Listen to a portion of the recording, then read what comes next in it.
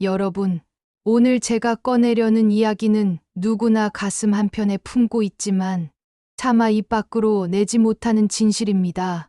우리는 살면서 수많은 이별을 경험합니다. 학교를 떠나고 직장을 옮기고 사랑하는 사람과 헤어지기도 합니다. 하지만 가장 예상치 못한 이별은 바로 가족 안에서 일어납니다. 태어나면서부터 함께였던 사람들, 당연히 평생 함께할 거라 믿었던 사람들이 어느새 낯선 존재가 되어가는 경험만큼 당혹스러운 일도 없을 것입니다. 저는 상담실에서 수없이 많은 눈물을 봐왔습니다. 그 중에서도 가장 깊은 슬픔은 가족 문제에서 나왔습니다. 아버지께서 돌아가시기 전에 한 번만이라도 진심으로 대화하고 싶었는데 끝내 그러지 못했습니다. 어머니는 제 삶을 전혀 이해하지 못하세요. 만날 때마다 상처만 받고 돌아옵니다. 동생이랑 부모님 유산 문제로 법정까지 갔어요. 이제 서로 얼굴도 보기 싫습니다. 이런 고백들은 우리 사회 곳곳에서 들려옵니다. 조선시대 대학자 정약용은 날카로운 통찰로 이렇게 말했습니다. 형제조차도 나이 들수록 남이 된다. 이 짧은 문장 속에는 인간관계의 가장 뼈아픈 진실이 담겨 있습니다. 같은 피를 나눈 사이라는 것이 영원한 유대를 보장하지 않는다는 것. 각자의 인생이 흘러가면서 가족은 결국 각자의 세계로 흩어진다는 것을 말입니다. 어린 시절을 떠올려 보십시오. 그때 가족은 우주의 전부였습니다. 부모님의 품은 가장 안전한 안식처였고 형제자매는 매일 부대끼며 함께 자라는 동반자였습니다. 싸우고 화해하고 경쟁하고 협력하면서 우리는 그들과 함께 성장했습니다. 그때는 몰랐습니다. 이 친밀함이 영원하지 않다는 것을, 언젠가는 각자의 길로 갈라서야 한다는 것을 말입니다. 그렇다면 왜 가족은 시간이 흐르며 남이 되어갈까요? 첫 번째 이유는 살아가는 세계가 완전히 달라지기 때문입니다. 젊은 시절에는 같은 집, 같은 식탁, 같은 텔레비전 앞에 모여 앉았습니다. 공유하는 시간과 공간이 많았기에 서로를 이해하는 것이 자연스러웠습니다. 그러나 성인이 되면 모든 것이 바뀝니다. 누군가는 대도시에서 치열하게 경쟁하며 살고 누군가는 작은 도시에서 안정된 생활을 꾸려갑니다. 누군가는 창업의 위험을 감수하며 도전하고 누군가는 안정적인 월급을 받으며 살아갑니다. 이렇게 환경이 달라지면 서로의 고민을 이해하기 어려워집니다.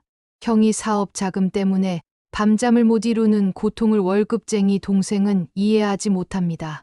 반대로 직장 내 정치와 승진 경쟁의 스트레스를 자영업자인 형은 공감하지 못합니다. 부모와 자식 사이는 더욱 극명합니다. 부모 세대가 살아온 시대와 우리가 살아가는 시대는 완전히 다른 세상입니다. 그분들에게는 정직하게 일하면 성공할 수 있었던 시대였지만 우리에게는 아무리 노력해도 집 한 채 마련하기 어려운 시대입니다. 이 간극을 대화로 메우기는 불가능에 가깝습니다. 내가 너 나이 때는 이라는 말로 시작되는 조언은 더 이상 우리 삶에 적용되지 않습니다. 두 번째 이유는 경제적 이해관계가 복잡하게 얽히기 때문입니다. 젊을 때는 서로 돕는 것이 당연했습니다. 형이 동생 학비를 대주고 동생이 형의 사업을 도왔습니다. 그때는 순수한 마음으로 할 수 있었습니다. 하지만 각자 가정을 꾸리고 생활이 빠듯해지면 상황은 달라집니다. 특히 노부모의 부양 문제는 형제 간의 갈등을 극단으로 치닫게 합니다. 누가 모실 것인가? 비용은 어떻게 분담할 것인가? 병원 수발은 누가 들 것인가? 이런 문제들 앞에서 형제는 서로를 비난하게 됩니다. 형은 돈만 조금 대고 나는 몸으로 고생한다. 동생은 멀리 산다는 핑계로 책임을 회피한다는 원망이 쌓입니다. 더 비극적인 것은 부모의 재산 문제입니다. 유산 분배를 둘러싼 다툼은 평생 쌓아온 형제애를 한순간에 무너뜨립니다. 한 여성의 이야기가 기억납니다. 그녀는 10년간 치매에 걸린 어머니를 홀로 모셨습니다. 오빠는 바쁘다는 이유로 명절에만 얼굴을 비췄습니다. 그런데 어머니가 돌아가신 후 유산을 반반 나누자고 했을 때 그녀는 말할 수 없는 배신감을 느꼈다고 합니다. 10년을 혼자 고생한 것은 아무 의미가 없었습니다. 그때 깨달았죠. 오빠는 이미 남이었다는 것을요. 세 번째 이유는 새로운 가족의 탄생입니다. 결혼은 사람의 우선순위를 완전히 바꿔놓습니다. 배우자와 자녀가 생기면 그들이 인생의 중심이 됩니다. 이것은 지극히 자연스럽고 당연한 일입니다. 하지만 그 과정에서 원래 가족은 주변부로 밀려납니다. 명절이 되면 이 문제가 가장 분명하게 드러납니다.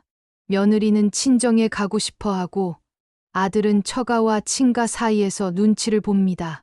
부모님은 자식이 예전 같지 않다고 서운해하고 자식은 부모님이 자신의 가정을 이해하지 못한다고 답답해합니다.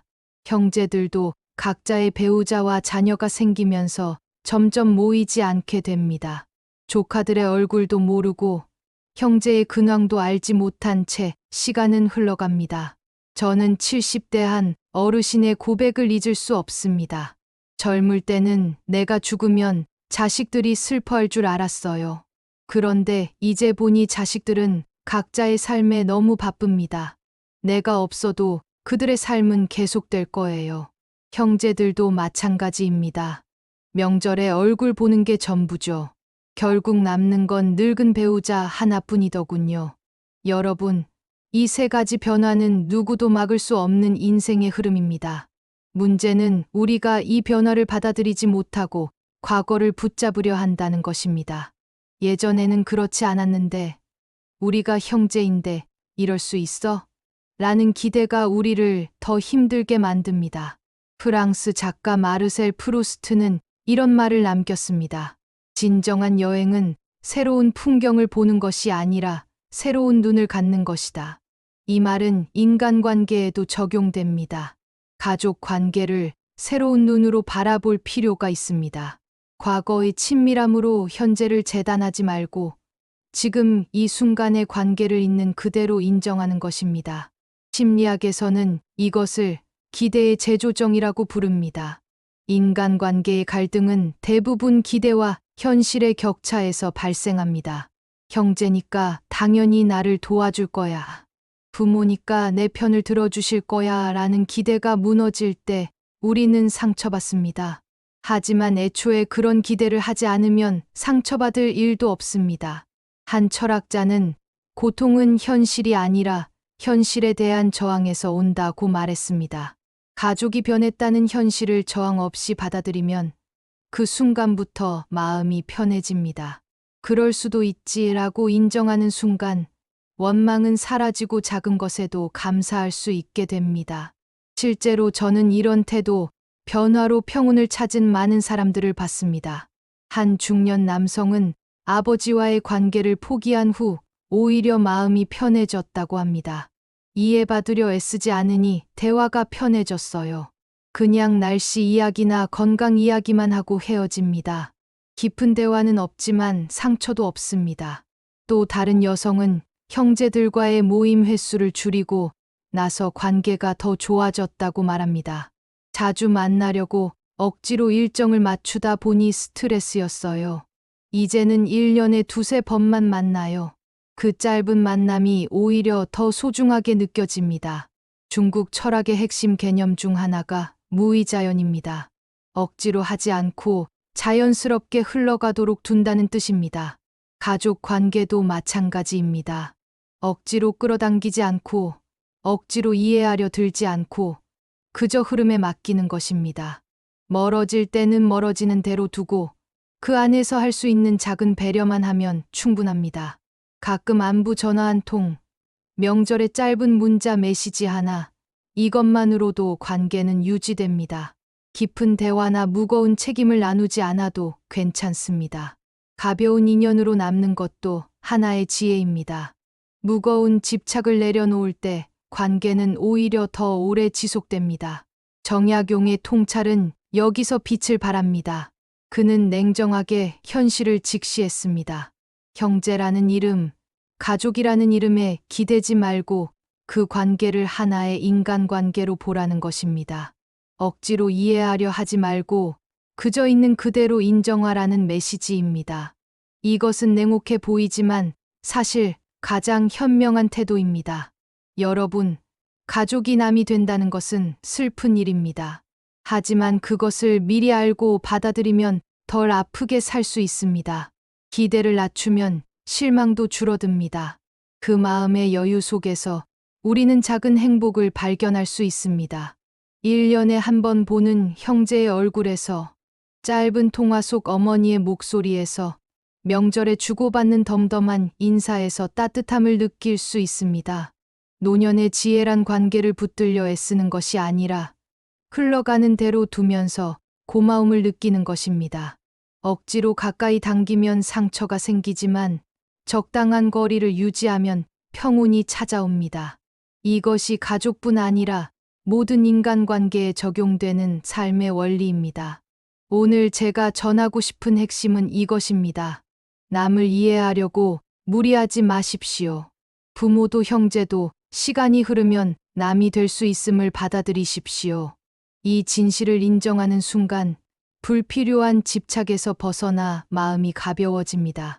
이제 억지로 과거를 되살리려 하지 마십시오. 변화를 탓하지도 마십시오. 현재 곁에 있는 사람과 주어진 시간을 소중히 여기며 살아가면 됩니다.